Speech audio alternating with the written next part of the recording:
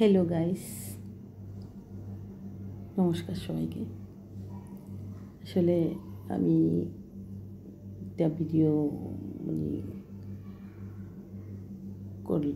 করতে আসছি যে আজকে কয়েকদিন যাবৎ মানে সিলেটের একটা কন্টেন্ট ক্রিয়েটর দীপ নামের ছেলেটা আসলে কী বলবো, ফেসবুক খুললেই তার ভিডিও সবসময় সামনে আসতেছে। আর আমি যতই দেখতেছি আসলে খুবই খারাপ লাগতেছে। কয়েকটা ভিডিও দেখে তো আমি রীতিমতো কান্না করে দিয়েছি। আসলে সহ্য করা যাচ্ছে না ছেলেটার এই অকাল মৃত্যুটা। অথচ ছেলেটা আমার কেউ না, চিনিও না তেমন একটা ভালোভাবে। মাঝে মধ্যে তার ভিডিও দেখতাম, চোখের সামনে আসলেই দেখতাম আর কি। আমি আসলে কারো আইডিতে ঢুকিয়ে করার মতন সুযোগ বা সময় আমার হাতে তেমন একটা থাকে না। তো আমি আসলে আজকে কয়েকদিন যাবৎ আসলে এই ভিডিওটা যখনই চোখের সামনে আসে তখন কেমন জানি আমার বুকের ভিতরটা মোচড় দিয়ে ওঠে। বিশেষ করে তার মার সাথে যেই খুনসুটি, যেই দুষ্টমি, যেই ভিডিওগুলো করেছে সেগুলো দেখলে খুব খারাপ লাগবে। বুঝতেছি না তার মার কী অবস্থা আছে, কী করতেছে। আসলে আমি অনেক দূরে, আমি চট্টগ্রামে থাকি, উনি হচ্ছে সিলেটের বাসিন্দা। ওনার সাথে আসলে আমার কোনো দিন দেখা হয় নাই, যোগাযোগ হয় নাই, কিছু হয় নাই। তারপরেও কেমন জানি ভিডিওগুলো চোখের সামনে আসলে যেন আমার কান্না চলে আসে। অনেক সময় আমি আঁচল দিয়ে চোখও মুছেছি। তো এখন কথা হচ্ছে যে খুবই খারাপ লাগতেছে। বারবার হচ্ছে ভিডিওগুলো কাছে আসতেছে চোখের সামনে। আমার কিছু বলতে ইচ্ছা করছিল, তাই আমি আজকে ভিডিওতে এসে কিছু বলতেছি। আসলে কি বলবো, অনেক কষ্ট লাগতেছে। আসলে ওর একটা ভিডিও আমি দেখেছিলাম যে ওর দিদার সাথে, ঠাকুমার না দিদা ঠিক আমি জানতাম না তখনই, রাস্তা দিয়ে হেঁটে যাচ্ছে। ও হচ্ছে ওই বৃদ্ধা মহিলাটার সাথে গায়ে ধাক্কা লেগেছিল। ওই মহিলাটা ওকে কী বলছিল, ওটা দেখে আমি ভিডিওটা দেখে হাসছিলাম। আবার মনে মনে বলছিলাম যে মা, রাস্তা দিয়ে একটা বৃদ্ধ মহিলা হেঁটে যাচ্ছে, ছেলেটা দেখে ওর সাথে ধাক্কা লেগে দুষ্টমি করতেছে। আমি তখন আসলে বুঝতাম না, যে বুঝি নাই যে ও কন্টেন্ট ক্রিয়েটার, কন্টেন্ট তৈরি করছে। আর এখন দেখতেছি যে উনি হচ্ছে দীপের ঠাম্মা নাকি দিদিমা, যে কোনো একটা হবে। তো এখনই বুঝতে পারতেছি যে ওটা কন্টেন্ট ক্রিয়েটার, কন্টেন্টই করছিল ও আসলে রাস্তা দিয়ে হেঁটে যাওয়ার সময় ইচ্ছে করে ধাক্কাটা লাগাই নাই। আমি আসলে ওগুলো এখন দেখে এখনও প্রতিনিয়ত ওর ভিডিওগুলো আমার ফেসবুক খুললেই ওর ভিডিওগুলো সামনে আসে। খুবই কষ্ট লাগতেছে। আসলে আমি বুঝতেছি না, আমি জানি না আসলে ভগবান ওর মাকে কেমন করে রাখছে, কেমন করতেছে উনি, আমি জানি না।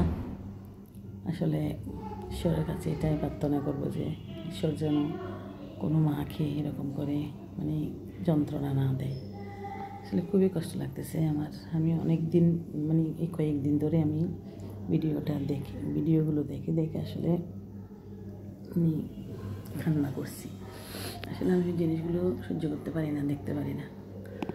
আর হচ্ছে অনেকেই দ্বীপের ডেড বডি এখনও দেশে আসে নাই, কিন্তু অনেকে দেখতেছি যে ওটা নিয়ে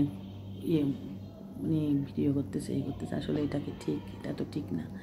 একজন মানুষ দুনিয়া থেকে চলে গেছে, যার ডেড বডি এখনও দেশে আসে নাই, কিন্তু সবাই এটা নিয়ে ভিডিও বানাচ্ছে মাত্র ভিউজ বাড়ানোর জন্য। আসলে এটা ঠিক না, এটা ঠিক না আসলে। তো আসলে ওর সাথে আমার কোনো দিন দেখাও হয়নি, কথা হয়নি, কেন জানি না। খুবই খারাপ লাগতেছে আসলে। ওইরকম ভিডিওগুলো আমি দেখতে পারি না। আমার বুকের ভিতরটা কেমন, কলিজার ভিতরটা কেমন জানি মোচড় দিয়ে ওঠে।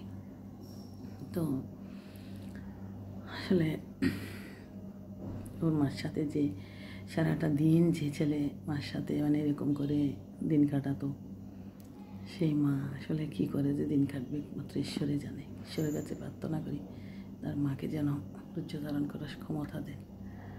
তো আসলে আমি ওরটা ছবি স্ক্রিনে রেখে করতে চেয়েছিলাম, কিন্তু ওই জিনিসটা আমি কী করে আমি জানি না, তাই করতে পারলাম না।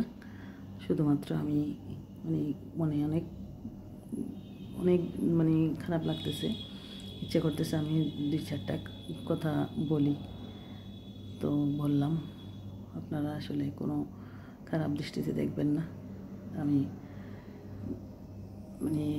নিতেই মনের আবেগে আর নিজেকে কন্ট্রোল করতে পারতেছি না, তাই আসলে ভিডিওটা বানালাম। অনেক কষ্ট লাগতেছে। ছেলেটা আসলে এখন পরবর্তীতে যখন ওর ভিডিওগুলো সবগুলো সামনে আসতেছে, তখন একটা ভিডিও যখন দেখতেছি, তখন আমি একটা জিনিস খেয়াল করলাম যে আসলে ওর হাসি মুখটা সবসময় হাসি মুখটা থাকে, কিন্তু তার চেহারার মধ্যে একটা মলিনতা, চোখের নিচে যেমন কেমন কালো কালো ভাব ছিল। আসলে কি ও আগে থেকেই ওর ভিতরে অসুখটা হয়ে গেছে, বুঝতে পারে নাই। এটা আমি আসলে নিজের মনকে বোঝাতে পারতেছি না। আমার কেমন জানি মনে হচ্ছে যে হয়তো রোগটা সে শরীরের মধ্যে পুষে রেখেছিল, বুঝতে পারে নাই। তো 1 মাস হলো না বিদেশে পড়ালেখা করতে গেল। এরকম ভয়ে আসলে ছেলে মেয়েদেরকে দূরে কোথাও পাঠাইতেও ইচ্ছে করে না। তো কী আর বলবো, আসলে অনেক কষ্ট লাগতেছে, তাই আমি কথাগুলো বললাম। আসলে আমার কেউ না, রক্ত সম্পর্ক না, কোনো দিন দেখি নেই সামনাসামনি, কোনো দিন কথা হয়নি। তারপরেও কেন জানি না ভিডিওগুলো সামনে আসলে নিজেকে কন্ট্রোল করতে পারতেছি না, চোখের জল যেন গড়িয়ে পড়তেছে। এখনও আমি কথা বলতেছি যে আমার কষ্ট লাগতেছে। জানি না আসলে ভগবান কেন এরকম করে মানুষকে দুনিয়া থেকে করে নেই, জানি না।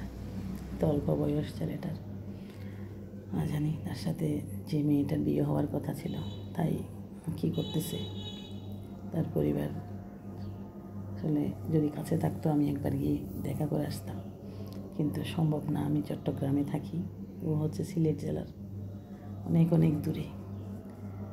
আসলে কী আর বলবো, আমার ভিডিওটা দেখে কেউ অন্য মন্তব্য করবেন না। আমি আসলে অনেক খারাপ লাগতেছে, তাই কথাগুলো বলতে আসলাম। ক্ষমা সুন্দর দৃষ্টিতে দেখবেন। ধন্যবাদ সবাইকে।